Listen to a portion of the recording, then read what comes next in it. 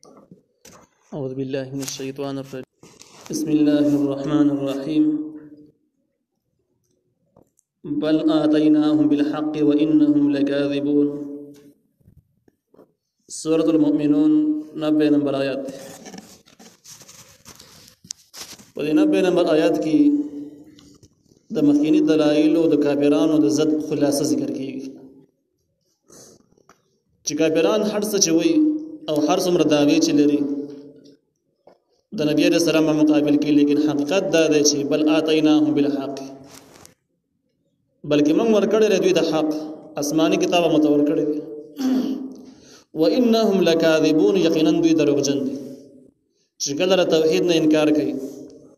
کله الله تعالی د پر اولاد ثابتوي، کله به نبی عليه السلام اعتراضونه کوي. دا ټول خبرې د دوی دروغ دي. ما اتخذ الله من ولد وما كان معه من اله. د دروغ خلاصه دا ده چې متخذ الله ندنی ولی الله تعالی من ولد هیڅ اولاد، هیڅ چا د هم الله تعالی اولاد نه دی ویل، اولاد کې دوسره نیولې نه دی. او کافرانو دعوی کوي چې داشته، مشرکانو پرشتي یادول، يهوديانو به وزیر علیه السلام یادوي، عیسایانو به عیسی علیه السلام یادو. دغه ټول خبرې دروغ دي. ما کان معه من اله، او نشته دی الله تعالی سره بل خدای. مخی اولاد نفی شجا اولاد دسی اولاد چې هغه الله تعالی او اولاد ویلې، الله تعالی په اولاد سره نیولې، د څوک هم نشته دی. مستقل خدای وسره هم نشته دی. زګه کدویم خدای وسره ثابت شي ناغي خلاصه ذکر کیږي. ما کان معه من اله، نشته دی الله تعالی سره بل خدای. اذا لذهب كل اله بما خلق. اذا نو بدغه وخت کې د خدایان ډیر وي، نو بدغه وخت لذهب اخستر به كل اله هر خدای بما حغش خلق چې پیدا کړی دي. چې خدایان ډیر وي، هر خدای ځان مخلوق پیدا کړی وي، نو هر خالق په خپل مخلوق راځان لکړی بیل کړی وي.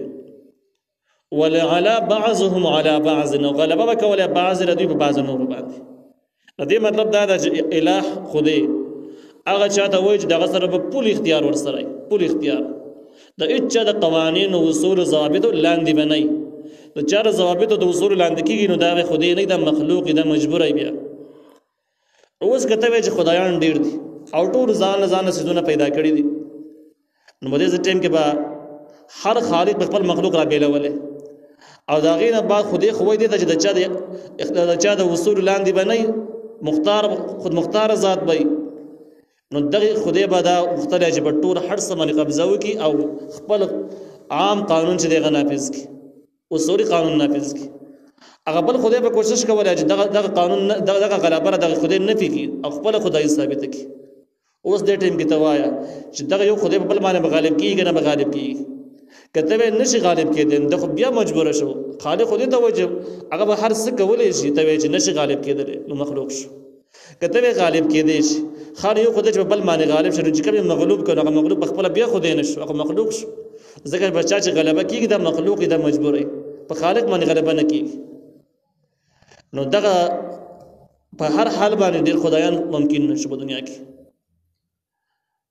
سبحان الله، پاکر الله تعالی د بار عما د هغه خبرونه یسیپون چې داخله کې بیانای. خلک ورکم شریکان ثابتې دي، الله تعالی لپاره پاکي د الله تعالی د شریکان نشته او کوینو مخکینی خبره ده. اوس کله ټیم نستو کې تراز وکي شر خدایان کډیر شي، ځان مخلوقات پیدا کړي، خپل منځ کې جوړه وکي چې جګړه باندې کوي، صلح دی وکي. نو دغه ځکه زمونږ اعتراض به تر واپس کیږي چې خدای وایي دې هیڅ څه ته مجبور نه دا چې راغونډيږي او د صلح کوي او اتحاد کې، خو صلح ته اتحاد ته بیا مجبور شو، او خدای خو مجبور نه یې، خو څه ته محتاج کیږي نه. نو چې دا احتیاج به راځي د مخلوق او دغه ځکه خبره بیا د احتیاج شو، دا صلح ته محتاج، خبر ورته ته محتاج، او خدای هیڅ شي ته محتاج نه. نو به هر حال باندې ډیر خدایان په دنیا کې عقلان هم ممکن نه دي، عقل هم ممکن او مناسب نه ګڼي، بلکې باطل ثابت دي. عالم الغیب، الله تعالی خبر دی په پټو سيزونو باندې، والشهادت دی په ښکارا سيزونو باندې. فتعال الله، نو چد الله تعالی عما د هغه خبرونه یشرکون چې داخله کې وزر شریکان کوي. نو دې څنګه د الله تعالی پراخ علم ذکر شو چې پټو سيزونو ښکارا سيزونو باندې یو شن خبر دی. د دې نه علاوه چې څومره مخلوقات دي، که فرشتي دي، که هغه پیغمبران دي، که هر څوک چې دي، نو هغه دا قسم علم نه لري چې په ښکاره او پټ باندې یو شان دي کې پوه شي، داسې علم یې نشته. او د خدایتوب د سره مناسب دا خبره هم ده چې په هر څه باندې به خبري، ځکه چې په هر څه باندې خبر نه وي نو بیا خدای کېدی نه شي. هغه د مخلوق د ضرورتونو نه څه خبرېږي او د هغې د حاجتونو د څه پته لګي او د هغې ضرورتونه به دی څنګه پوره کوي. بیا نو هغې لپاره علم غیب پکار دی چې په هر څه باندې سړی پوهېږي، په هر څه باندې دی پوهېږي. او په دې صورتونو کې خو مخلوق باره کې خو هېڅوک قایل نه دی چې په هر څه باندې په هر ټایم کې پوهېږي، ښکاره په پټه باندې یو شان کې پوهېږي. د دې خو مشرکان په خپله نه قایل، نو چې نه قایل نو معلومې کې دا چې د خدای تعالی صفتونه پکې نشته. دغې د خدای ویل، د خدای تعالی درجه ورکول باطل دی، دا مخلوق دی. او په ښکاره او پټ باندې چې یو شان د پوهېږي، د مخلوق د ضرورتونو نه خبري، مخلوق ضرورتونه پوره کوي، دغه صرف الله تعالی دی، بل هېڅوک پکې سره نشته. نو دا توحید پیل علم شو چې علم باره کې د الله تعالی د علم باره کې داسې پاک عقیده لرل. قل رب اما تریني، ورته ووایه چې ای ربه زما که ته وښیه ما ته ما هغه عذابونه یوعدونه چې دوی سره وعده شوې ده. مخکې د عذابونو ذکر چې په دې باندې به عذابونه راځي، او چې کله په دې باندې غټ عذاب راشي بیا به ډېر پښیمانه شي. نو په دې ځای کې د دغې عذاب ذکر دی. الله تعالی نبی علیه السلام ته وایي چې ته داسې دعا غواړه چې ای ربه که د هغه عذابونه چې د کافرانو سره وعده شوی د هغه عذابونه ته ما ته وښیې، یعنې زه ژوندی یم، زما په ژوندانه باندې په دې کافرانو دغه عذاب نازل شي. ربي ارب زما فلا تجعلني في القوم الظالمين، تمام مگر زوا په هغه قوم کې چې کوم ظالمان دي چې هغوی سره په عذاب کې شریک نشم، عذاب په ما باندې را نشي. امام قرطبي رحمه الله ذکر کړی دی چې نبی علیہ السلام د تمام ګناهونو نه پاک، په ظالمانو کې د نبی علیہ السلام شاملېدل ممکن نه، لیکن دعا خپل باندې یو لویه درجه لري او د دعا خپل یو شان دی، د په اذکارو کې راځي. ځکه دعا چې کې رب یادې نو اذکار هم شو، ذکر هم شو. دعا باره کې نبی علیہ السلام فرمایي دا عبادت مغز دی، نو دا په خپل باندې مستقل اصل عبادت هم دا شو. نو په دې طریقه باندې چې کله دا عبادت هم دی او دا ذکر هم دی، نو بلې د انسان مرتبه لویږي، ورځ په ورځ لویږي. نو الله تعالی غوښتل چې د نبی علیہ السلام مرتبه لویه شي، نو په دې وجه د دعا تعریف ورته ورکړو چې داسې دعا غواړه. تفسیر باندې په قرآن ذکر کړی دی چې د ګناهونو ځینې ګناهونه داسې دي چې د هغې په وجه باندې عمومي عذاب راځي. هغه خلک پکې هم راځي چې کوم خلکو د ګناه کړې نه ده. او لکه څنګه چې قرآن په خپله وایي چې واتقوا فتنة لا تصيبن الذين ظلموا خاصة، هغه فتنې نه ځان ساتئ چې ګورې د هغې وبال یوازې په ظالمانو نه راځي، عام راځي. نو دې نه معلومېږي دا چې په دنیا کې داسې کارونه شته، داسې جرایم شته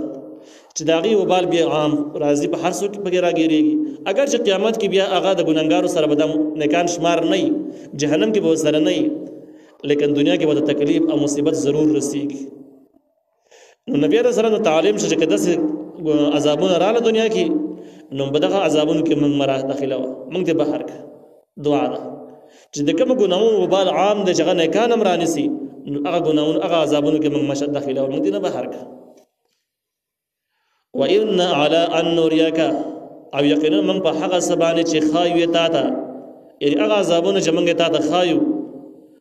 ما نعدهم، هغه عذابونه چې موږ یې دوی سره وعده کړي، د کافرانو باره کې موږ وعده کړل کافرانو باندې به راځي. لقادرون، په دې باندې قدرت لرو. د دې آیات حاصل دا شو چې کافرانو باره کې د کوم عذابونو وعده شوې ده، هغه عذابونه نبی علیه السلام ته الله تعالی وایي موږ تا ته ښودلی شو،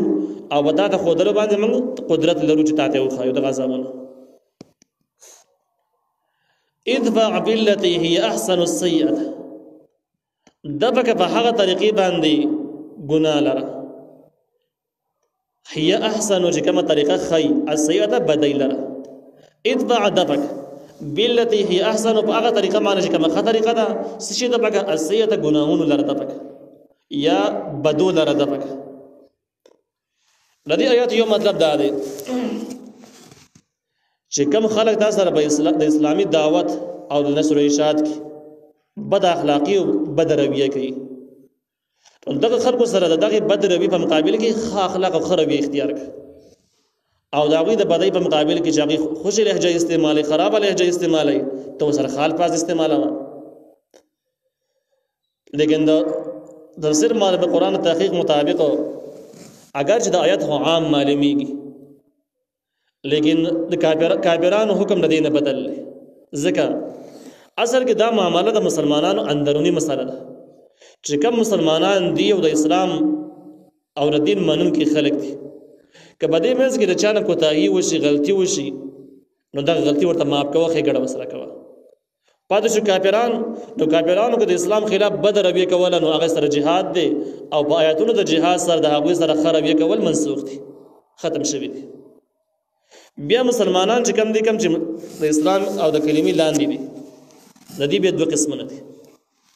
یو قسم مسلمانان هغه دي چې هغوی د ګناهونو عادت نه دي ظلمونه ګناهونه نه کوي ښه خلک خو کله کله د خطا وشي لکه سړی فرض ګاډی چلی مخکې نه داسې جرایم پیشه نه دی څوک یې په خطا کې وباخو یا د ده یو کار کاوه ته بل کار وشو خطا کې څوک ویشت یا بل قصور غلطي وشو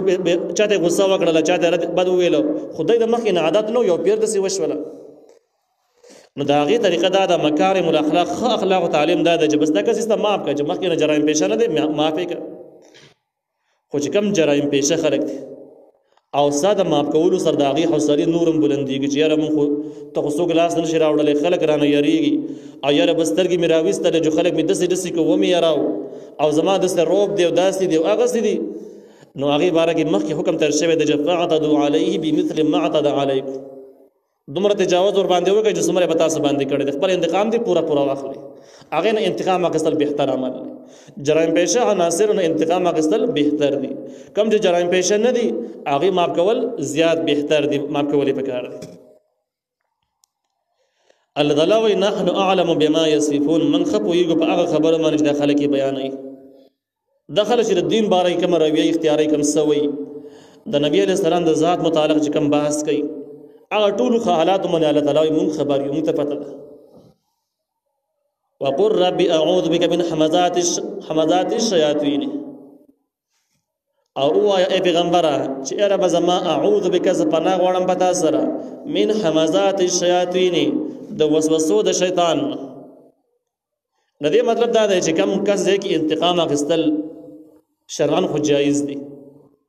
لیکن دعوت په سلسله کې هغه ځایونو کې غیر مناسب دی یعنی اولا نه دی بهتر نه دی او شیطان ته په غصه کې راولي چې ګوره دا خلک داسې خبرې کوي ته یې سم ونه جواب ولا نه ورکړې سم جواب ولا ورکړې او د بشري تقاضا خو مطابق انسان له خامخا غصه ورځي په ځینې خبرو باندې ځکه انسان د برداشت د ډېره حده پورې سړی برداشت کولی شي برداشت هم یو حد بیا ختمېږي نو شیطان انسان په غصه کې راولي او هغه ځایونو کې بېزدی چې کوم ځای د انتقام نه دی د انتقامي جذبه انسان کې راوچتوي نبي علیه السلام ته الله تعالی تعلیم ورکړي چې ته چې کله درته غصه راشي نو به داسې غصې په حالاتو کې د خپل رب په مرسته ماني ته شیطان د وسوسو نه پناه وغواړه نو چې کله دې پناه وغوښتله شیطان به دا باندې به غالب نه شي نو هغه د غصې هغه ټیم کې به ته کنټرول پاتې شي او انتقام به وانه خلي داسې د انتقام هغه جذبه به دې کمه شي واعوذ بک او زه پناه غواړم په تا سره ربي ای رب زما ان یحضرون چې دوی حاضر شي ماته وسوسې خو لا لویه خبره ده خو شیطانان دې ماته حاضرېږي هم نه او د شیطانانو د پناه دپاره چې ماته حاضر هم نه شي ستا په مرسته باندې پناه غواړم ته مې امداد وکړي چې دا شیطانان خواته رانه شي دې ځای نه پورې د دعوت او د هغې آداب او اصول اخوا مضمون بدل شو الله تعالی وایي چې کافران په خپل کفر باندې کلک ولاړ دي حتی در هغې پورې اذا جاء احدهم الموت چې راشي یو کس د دوی ته مرګ په خپل کفر باندې کلک دي زه دې ټینګ کړی دی مخکې نه هغې شپږ وجې موږ ویلي وو چې د شپږو وجو په وجه باندې دوی دین قبلولی نه شي چې دین نه شي قبلولی آخر به وله مرګ راشي نو چې کله د ځنکدن حالت شروع شي قال رب ارجعون دوی به ووایي چې ای ربه زما ما واپس کړي دنیا ته دغلته به سترګې کولاو شي جنت او جهنم خپل منزل به ټول ویني خپل حالات به ویني سترګې به کولاو شي نو دې ته به ټول حقایق مخې ته شي د دنیا محبت او د دنیا ضد او خواهشات هغه به یو طرف ته شي نو دې به الله تعالی نه سوال شروع کړي چې رب ما واپس کړي امام ابن جریج تفسیر ابن جریر چې کوم دی لیکلي د امام جریج په حواله باندې چې کله انسان وفات کېږي او د انسان دیندار وي فرشتې به د حاضرې شي او د سره خبرې شروع کړي او ورته ووایي چې رښتیا وایه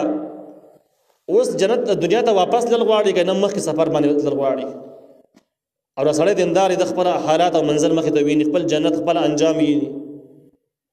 نو دا سړی ورته وایي دا نیک سړی پرشتو ته وایي چې د علت غمونو نه راجدا شو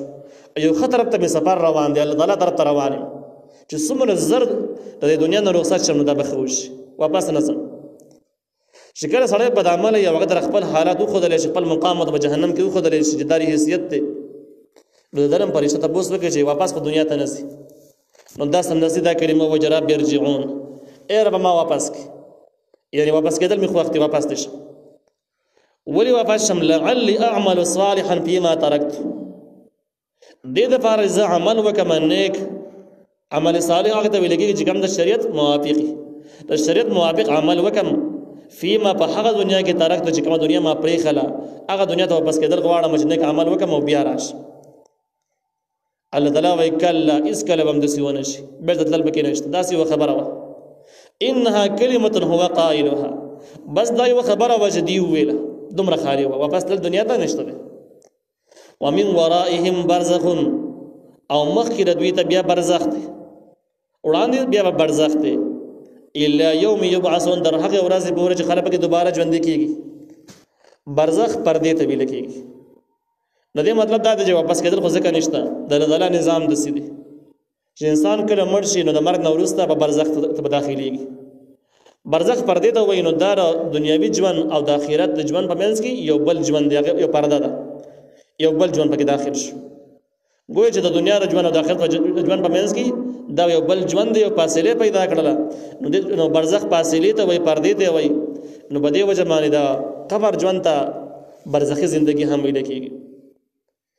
بیا علامه سیوطي رحمه الله د برزخ باره کې لیکلي دي چې برزخ چې کوم دی نو دا په درې قسمه دی یو د برزخ مکانی وي او دویم د برزخ زمانی وي بل د برزخ حالي وي برزخ مکانی مطلب دا چې د سړی اوس په کوم ځای کې پروت دی هغه ځای نه برزخ مکانی شو خو هغه په قبر کې خښ دی په اوبو کې ډوب شوی دی په هر ځای کې د ځناورو خوړلی د هغې په خېټو کې دی خو چې په کومو ځایونو کې دا سړی موجود دی دا کس موجود دی دغه هر ځای نه چې خو دغه ځای نه برزخ مکانی شو دویمه دا ده چې برزخ زمانی چې دا اوس کومه زمانه ده په کومه زمانه کې د برزخ ته داخل شو نو په کوم ټایم کې چې مړ شو د هغې نه راواله د دې خو زمانه یې برزخ زمانې شمارېږي او دریم چې دی نو برزخ حالي دی چې اوس په دې سره څه کېږي نو اما منعما و اما معذبا یا خو به دا سړی نیک سړی بس نعمتونه به ورته میلاویږي خوراکونه به ورته میلاویږي مزې به کوي نو دغه حالات یې هم برزخ حالي شو او یا خو به دا بدعمله ګناهګار سړی جو عذاب ورته کېږي نو دغه بدحالي هم نه ده برزخ حالي شو